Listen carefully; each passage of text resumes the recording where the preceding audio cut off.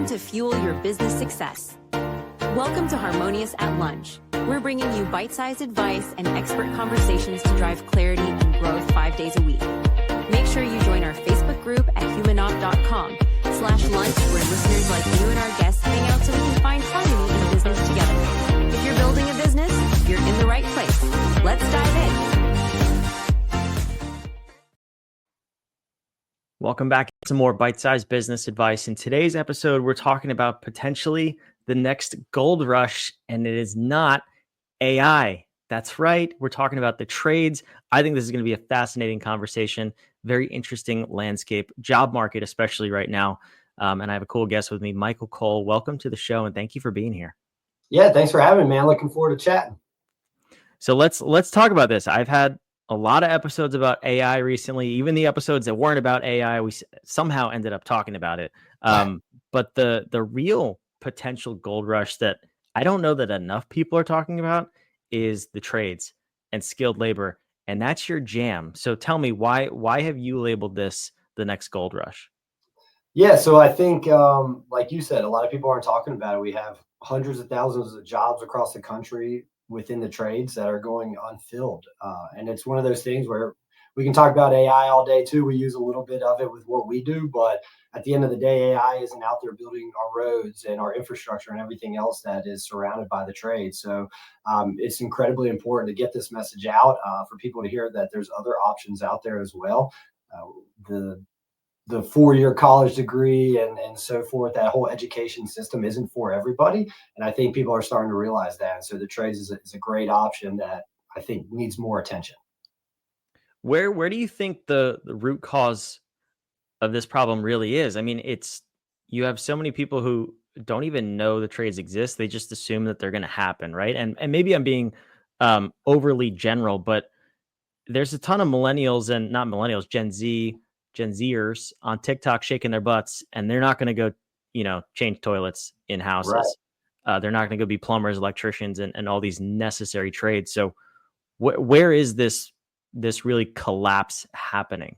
Yeah, that's a great question that I love talking about, because I don't think we're honest enough about that question and what the real issue is behind it. And I think the trades for years have kind of been looked down upon. They look at it as anyone can do it, which to some degree, a lot of the trades are very simplistic. And it's kind of like that old, teach a man to fish, he'll eat for life, that whole analogy. And so you just about anyone could get into the trades. And I think the education system of pushing people into 4-year degrees and all this has become such a big picture for our kids nowadays that they don't even hear about the trades. It's not even in schools. When I was growing up, I mean, not to date myself, I'm only 40, but like masonry, auto mechanics, these were all classes that were electives in high school that are no longer there. And when you're in a country where the number one job occupation for young kids is to be some sort of social media influencer, that doesn't help either. But I think the coolest part about that is what we could be doing is talking more about how do we get people involved. And I think it does go into kind of linking things up with social media. You'd be amazed how much of the trades now is on social media. In fact, we're seeing a big uptick the more stuff we're starting to post through TikTok and other of these avenues where it gets people excited to see the different types of jobs they could be doing. And some of this stuff is kind of sexy. Like, we're in infrastructure, so cabling and the data centers, it's like it's just a step below IT. Sometimes IT's involved. Like, it's kind of cool to see the different things you can build and then how beautiful it looks when you're done. I will say a well-run cable is very sexy. I'm just going to put that. I think you're right, man. I think you're onto something here. So that's what I'm saying. Hey, be the next trade influencer, Yeah. Look at that. We're leveraging the same social media we just poo-pooed on a little bit. I did. I think you got to marry everything, right? I think that's the biggest thing. Things fall off because people don't adapt, and that's another big issue with the trades is a lot of companies are old school. They've been around forever, and they've been doing the same thing the same way forever. And I think we need to break that a little bit, right? And I think social media and AI, some of these other cool things are great platforms to leverage, right? How we do these and how we attract more talent. Yeah, I was thinking as you were talking too. Even when I was in middle school, high school, that's really where these trade electives get introduced. at least in my path. And in my school district, I'm a little bit younger than you. My school district, they were removed to a tech school. We had our main high school, and then we had a technical high school, and you didn't Okay. really hear anything about it unless you knew that was like the path you wanted to go. It wasn't pushed. Like guidance counselors didn't ask, and it really turned into an afterthought. I have no idea what it looks like in the school system nowadays, but I mean, it's just that's kind of where this snowball effect of this problem starts to take place. So I'm glad you're out there educating people on it Yeah. and really pushing this as a viable avenue and a necessary avenue for people to go with their career. Talk to me about your story though, because your Yeah. company is unique in that you want to help find people to work in the trades, and you've had an interesting journey. So where does that begin for you? Yeah. Kind of interesting. I wanted to be in the restaurants my entire life, and that was just kind of my only goal. I remember being in high school, I think, and I remember like drawing out floor plans of what my restaurant would look like and things like just loved it from the start, the kind of whole hospitality way of life. And fast forward, I did that. I got into the restaurant industry, and it's a killer. You're working 60, 70, 80-hour weeks. And, that lifestyle eventually got a little bit old. So I ended up in sales. I was working for a distribution company selling the product that now our techs install. And I just kept hearing, we need techs, we need techs. And I've always kind of had that entrepreneurial itch to kind of start and grow my own thing. I owned a franchise restaurant for a while as well. So it kind of never left me. And I'm like, man, I think I've heard it enough now for years. Like there's something there. So I ventured out to do a training company. I was actually volunteering one day, and a kid was telling me how he was going to go in the military. And it was kind of one of those situations where I was like, man, I hope that's the right fit for you. But like, it was the only option he knew. And I'm like, that's sad. Like, if that's the only opportunity, college isn't it. So military, there's the trade. I mean, there's so many other outlets out there. And that's the idea just popped in my head. And I reached out to a buddy. I said, hey, could you help me train? He said, yes. And the rest is kind of history. That's cool. Yeah, I mean, that's kind of interesting because for most people that kind of is the only two options. Very binary, right? It's like Yeah. 4-year degree or in gender studies or military. It's like, hang on, there's so many more options in the middle there that you could do. Very clearly, too, that we support on this show is entrepreneurship, like go do your own thing, or trades. Like the trades are a fantastic option because you're right. Most people are not cut out for college. I personally hated college. I gravitate more towards the entrepreneurial side. But I've also done work in the trades, and it's really interesting what you learn and what you pick up.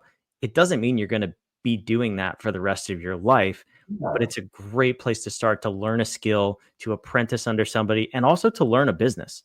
Like going from doing the work to owning and running the work is why is that not a viable path that people talk about? Do you talk about that in how you speak about this industry? Yeah, and I think that's the most important part too, is when someone does decide, hey, the trades is where I want to start. It has to be a starting point, right? Like I always tell people, get on a job site, and then you have to actually find who you want to become within the trades, right? So find the next person in your company, or maybe you're working under another company, because in the trades there's always like tiered, top tier, lower tier vendors that go in and do the work. And so like figure out real quick who that next step is, and then work your butt off to get there. And we try to tote in our industry, which is low voltage. We always have on our website, we always try to give the people coming in, like, here's your avenue. You're starting here, but then like look at this entire plan that we've laid out of where you could grow into. And that's really incredible that you talk about the entrepreneurship side too. Kind of back to the whole, the gold mine here is that you could get in the trades and you could very easily start your own company. And I would say right now, if you want to fast forward 10 years, starting now is a great time, because you can soak up all the knowledge you can, and then go out on your own, because that's where the money's going to be, is that, AI and stuff is going to take over certain aspects of customer service stuff, but from working with your hands and being able to get on a job site and do things, being able to leverage your experience in the trades and then grow and start your own is a great avenue. And I think that's interesting too, because the AI and the customer service piece. Look, we're back to talking about AI. Man, I can't avoid it on the show. But what I'm trying to get at is it closes the gap so much, because I think out of all industries in the world, the trades are notorious for absolutely abysmal customer service. I've Yes. had firsthand experience where, me and my wife have built 2 houses. We've basically fully gutted and renovated our last 2 houses, more or less as passion projects, not because we were in the trades, but we were basically the general contractors on the job. So I'm dealing with the electrician, the plumber, the drywall, the insulation, the roofers, the HVAC. They all sucked at customer service. Yeah. And these were really good companies, like highly rated companies in the area. You can now own a business and not have to deal with that part that everyone else is seemingly terrible at. You can elevate the experience for your customer and stand out. So when you're hiring people or when you're helping companies hire, do you have an idea of the average length someone will stay doing the work before they either elevate to owning the company, running their own company, or just exiting? I mean, what's the sweet spot of how long people actually stay doing the job? Yeah, and I wish I had a magic number there, right? Because it all then comes down to personalities, and there's just Mm. so much that goes into this. And this is another part of our training avenue that we're trying to get our clients to see too. It's like if you don't have a blueprint for the individuals you're bringing on your team as well, you can't expect them to stay forever, right? Yeah. Like so what I've been telling people lately, hey, if you can get a semi-green person and they last for a year or two, you've hit the jackpot, because at the end of the day, if you're not putting in the effort to groom them and grow them with your organization, and they might not even have opportunities to grow someone in the organization, but that's why I always say give them 1 to 2 years. And then from owning your own business, I wish I could say 1 to 2 years. That's you're just not going to be experienced enough. And so I think always around 5 years, you kind of become a little bit of a master at everything.